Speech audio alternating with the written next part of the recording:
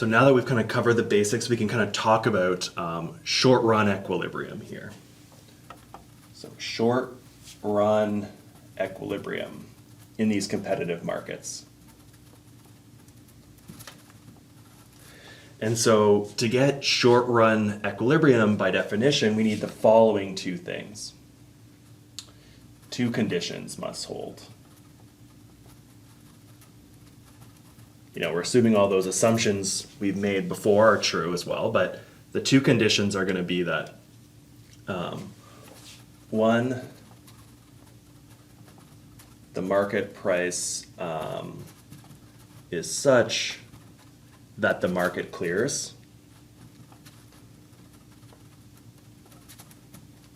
So what this kind of means is that we're in equilibrium on the market side of things. So the quantity supplied equals the quantity demanded for the whole market. So we have a market clearing price. And the second assumption is going to be about the firms, that it's about the behavior of the firms. Each firm is maximizing profit given the price. So this first assumption is just basically saying, you know, QS equals QD in the market graph. And the second one is saying that firms are producing, are choosing Q based on marginal revenue equals marginal cost. So they're not leaving any money on the table, and their choice of production is where marginal revenue equals marginal cost. They couldn't earn more, they wouldn't earn more or less profit by changing their decision. So they're maximizing their profit as kind of the assumption or the condition that we need. So notice says nothing about profit being greater than zero, profit being equal to zero, or profit being less than zero. We're not saying anything about that. We could have positive profits, negative profits, whatever. All we need is for the firms to be choosing their quantity based on profit maximization, and for the whole market to be in equilibrium. So we can think of, we've already covered a couple of these scenarios, but let's draw a few of them.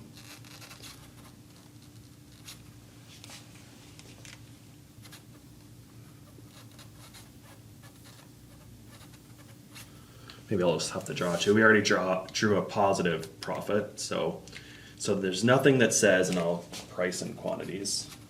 P and Q, this is the market, this is the individual firm. Market, individual firm, price in little q. And let's just draw another one here. Market, the individual firm, Q and P. So we drew positive economic profit. That's kind of the first graph that we drew. And so if you remember, supply and demand are determining the market price and the market quantity. So this is Q star and this is P star. And so this is that first condition satisfied. Well, remember that price is set by the market is determining the price that each individual firm faces, because we're in competitive markets. And so we could have this scenario where profit equals zero.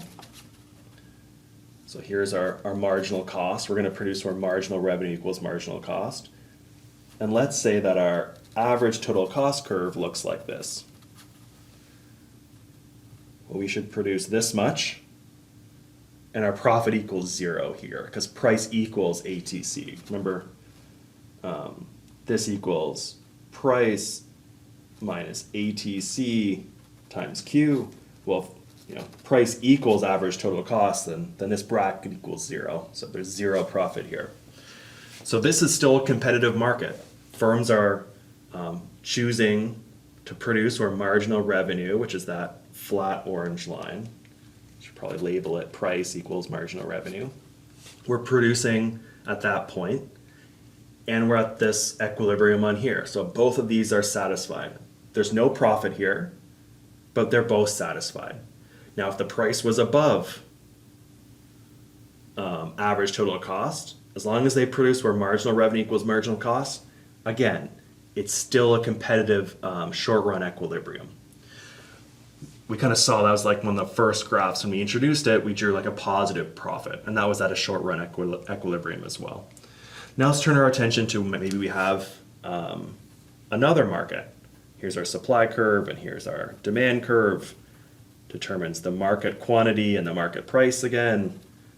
Going to go over here for the individual firms' demand curves, their price equals marginal revenue.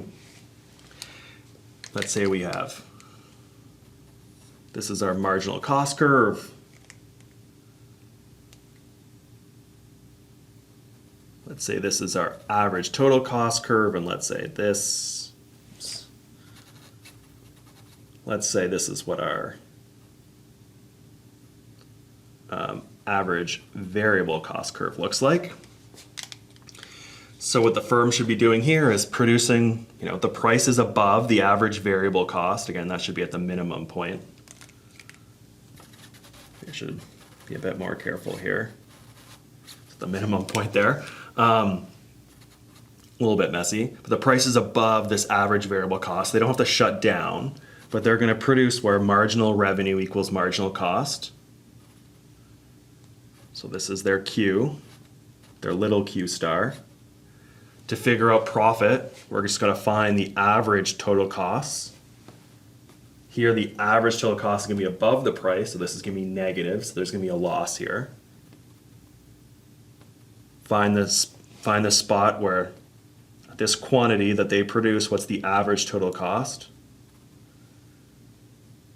And now this area here is going to be profit is less than 0, so it's going to be a loss.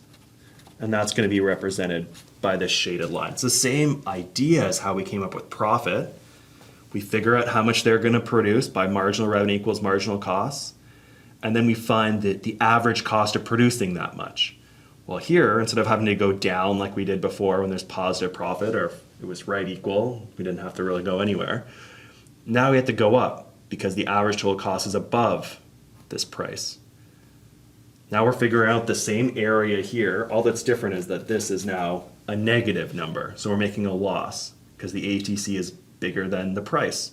But we're still figuring out the same area of a rectangle on this graph, right? This is, well, I guess it's ATC minus price. And the length is Q, right? So we're just figuring out this area. It just happens to be a loss. But again, it's a short run equilibrium. We have market clearing on this left-hand side.